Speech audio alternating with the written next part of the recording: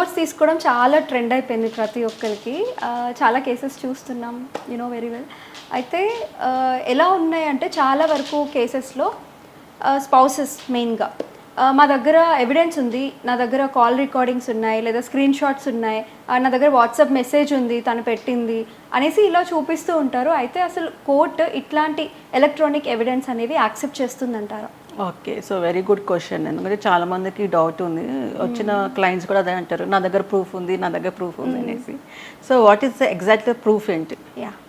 So ఇలాంటివన్నిటిని మనం electronic evidences అంటాము. జనరల్గా ఎలక్ట్రానిక్ ఎవిడెన్సెస్లో ఏమేమి కవర్ అవుతాయంటే మెయిల్స్, టెక్స్ట్ మెసేజెస్, ఐక్లౌడ్ డ్రైవ్లో కొన్ని ఫొటోస్ వీడియోస్ పెడతారు అది, లేదంటే వాట్సాప్ చాట్స్, ఇప్పుడు ఫేస్బుక్లో పోస్ట్లు అండ్ ఇన్స్టాగ్రామ్ చాట్స్, ఇవన్నీ they all come under electronic evidences.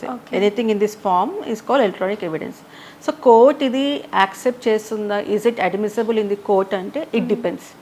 మన దగ్గర ఉన్నాయి కదా అనేసి కోర్టు యాక్సెప్ట్ చేయదు. దానికి ఒక క్రైటీరియా ఉంది, ఒక 4 లెటర్స్ అంటే 4 పాయింట్స్ ఉన్నాయి. ఆ క్రైటీరియా మ్యాచ్ అయితేనే అప్పుడు court will admit it, otherwise reject చేస్తుంది. అవి ఏంటి అంటే ఫస్ట్ వచ్చి రిలవెన్సీ. మీరు సబ్మిట్ చేసే ఎవిడెన్స్ ఈ కేసుకి రిలవెంటా కాదా. ఇప్పుడు కొంతమందికి మెయింటెనెన్స్ కేసు వేస్తారు, వాళ్ళు తీసుకొచ్చే ఎలక్ట్రానిక్ ఎవిడెన్స్ దానికి మ్యాచ్ కాదు. So it is not relevant to the case కాబట్టి ఫస్ట్ అది అక్కడే రిజెక్ట్ అయిపోతుంది. So first relevancy. సెకండ్ ఏంటంటే అథెంటిసిటీ, అంటే ఈ కేసుకి ఈ ఎవిడెన్స్ ఎంత అథెంటిక్, అంటే ఎంత జెన్యున్ ఇది అనేసి.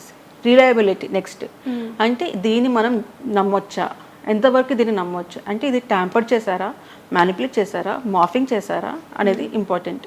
తర్వాత కంప్లీట్. ఇప్పుడు ఫర్ ఎగ్జాంపుల్ ఒక హస్బెండ్ ఇంకొక అమ్మాయితో మాట్లాడుతున్నాడు, ఆమె తెస్తుంది అనమాట, కాల్ రికార్డ్ తెస్తుంది. తెచ్చిన తర్వాత అది హాఫ్ ఏ ఉంటే మనకి ఏమవుతుంది, కంక్లూజన్ ఉండాలి కదా. ఏదో చిన్న బిట్ తీసుకొచ్చి తను మాట్లాడుతున్నారు అంటే మనం ఆ చిన్న బిట్ తోటి వీ కెనాట్ కంక్లూడ్ కదా. అంటే ఆ చిన్న బిట్లోనే మెయిన్ ఎవిడెన్స్ అనేది ఉంటే మెయిన్ అంటే మనకు తెలుస్తుంది అది ఎంతవరకు ఉంది అనేసి. అంటే మనకు కావాల్సిన పాయింట్ ఉంటేనే కోర్ట్ విల్ టేక్ ఇట్. అది కాకుండా ఏదో ర్యాండమ్గా మాట్లాడుతుంటే అది ఇన్కంప్లీటే కదా. సో ఈ 4 పాయింట్స్ ఏంటి, relevancy, authenticity, reliability and complete. ఈ 4 క్రైటీరియా మ్యాచ్ అయితేనే అప్పుడు ఈ ఎలక్ట్రానిక్ ఎవిడెన్స్ అనేది కోర్టు యాక్సెప్ట్ చేస్తుంది. సో జనరల్గా అందరూ ఏమనుకుంటారంటే, ఎస్పెషల్లీ ఇన్ డివోర్స్ కేసెస్, వాళ్ళ క్లయింట్స్ వచ్చేయమంటారంటే మా దగ్గర కాల్ రికార్డింగ్స్ ఉన్నాయి, వీడియో రికార్డింగ్స్ ఉన్నాయి, వాట్సాప్ చాట్స్ ఉన్నాయి అంటారు. ఓకే ఉన్నాయి, but how much they are relevant to the case, అది ఎంత జెన్యున్గా ఉంటుంది. ఇప్పుడు ఫర్ ఎగ్జాంపుల్ నేను చెప్తాను, ఒక వీడియో రికార్డింగ్ ఉందనుకోండి, ఆపోజిట్ పర్సన్ ఒప్పుకోరు. వాళ్ళు ఏమంటారంటే మార్ఫింగ్ చేశారు, అది నేను కాదు. ఇప్పుడు ఏఐ టెక్నాలజీ వచ్చింది, అది మార్ఫ్ చేసిన వీడియోనో కాదా అని కూడా చెప్పేస్తారు. సో అక్కడ ఏం జరుగుతుందంటే ఫారెన్సిక్ ఎక్స్పర్ట్స్ని పిలుస్తారు అనమాట. మనం ఇచ్చిన దానికన్నా ఫారెన్సిక్ ఎక్స్పర్ట్స్ ఒక సర్టిఫికేషన్ ఉంటే దెన్ ఇట్ ఈస్ అడ్మిసబుల్. లేదు ఇది జెన్యూనే, ఇది ఎలా వచ్చిందో, మన దగ్గర ఎవిడెన్స్ ఎలా తీసుకున్నారో అది అలానే ప్రమోట్ చేశారు, దీని మధ్యలో ఎటువంటి ట్యాంపరింగ్ జరగలేదు, ఎటువంటి మార్ఫింగ్ జరగలేదు, it is the original video or original call recording అని వాళ్ళు సర్టిఫై చేస్తేనే అప్పుడు కోర్ట్ తీసుకుంటుంది. అక్కడ కాదు, something happen in between the process అన్నప్పుడు court will reject it, it will not consider as the evidence. So ఇలాంటి ఛాలెంజెస్ ఉన్నాయి. ఇప్పుడు వీళ్ళందరూ చెప్తారు మేము మా దగ్గర ఉన్నాయి అనేసి ధీమాగా ఉంటారు, మా దగ్గర ఇంత ఎవిడెన్స్ ఉందనేసి. కాదు, దానికి ఒక ప్రాసెస్ ఉంది, దానికి ఒక మెథడాలజీ ఉంది, అవన్నీ యాక్సెప్ట్ చేసిన తర్వాత, అవన్నీ ప్రాసెస్లో అండర్గోన్ అయిన తర్వాతనే court will accept it. Till then ఇప్పుడు చాలామంది డినై చేస్తారు, అది నా వాయిస్ కాదు అంటారు, ఆ వీడియోలో ఉన్నది నేను కాదంటారు. అంటే వాళ్ళకి తెలియదా, ఇప్పుడు ఇది నేను కాదు అని డినై చేసిన అది మార్ఫింగ్ అని చెప్పినా కూడా తర్వాత ఫారెన్సిక్ ఎక్స్పర్ట్స్ తోటి టెస్ట్ చేపిస్తారు, అది సెకండరీ కదా. అంటే it will take some time. It will take time. It's not that I'm sending now, because forensic experts ki oka case kaadu, they have hundreds of thousands of cases kada. It will take time. Okay. So వీళ్ళ దగ్గర ఉన్న evidence వీళ్ళు ఇచ్చుకుంటారు, వాళ్ళ దగ్గర ఉన్న evidence వాళ్ళు ఇచ్చుకుంటారు. No person చెప్తున్నాం కదా, నో పర్సన్ అది ఎంత స్ట్రాంగ్ ఎవిడెన్స్ అయితేనే వీళ్ళు కాముంటారు. కానీ జనరల్గా ఇలాంటివి వచ్చినప్పుడు they will deny on the face of it only, ఇది నేను కాదు, ఈ వాయిస్ నాది కాదు అనేసి. సో అందుకే పీపుల్ షుడ్ నో దట్ చాలామంది నేను అంటే థ్రెటన్ కూడా చేస్తారు, నా దగ్గర ఎవిడెన్స్ ఉంది అనేసి. కానీ people should know that all these things are important when you're submitting the evidence to the court. ఈ పాయింట్స్ అన్ని గుర్తుపెట్టుకో. అలానే మీరు ఎక్కడ స్టోర్ చేశారు, ఫోన్లో స్టోర్ చేశారా, పెన్ డ్రైవ్లో స్టోర్ చేశారా, ఫోన్ నుంచి తీసేసి మళ్ళీ మీరు ఒక హార్డ్ డిస్క్లో పెట్టారా, మళ్ళీ ఆ హార్డ్ డిస్క్ కానివ్వండి, పెన్ డ్రైవ్ కానివ్వండి, సీడీ కానివ్వండి, అవన్నీ ఎంక్లోజ్ చేసి ఇవ్వాలి.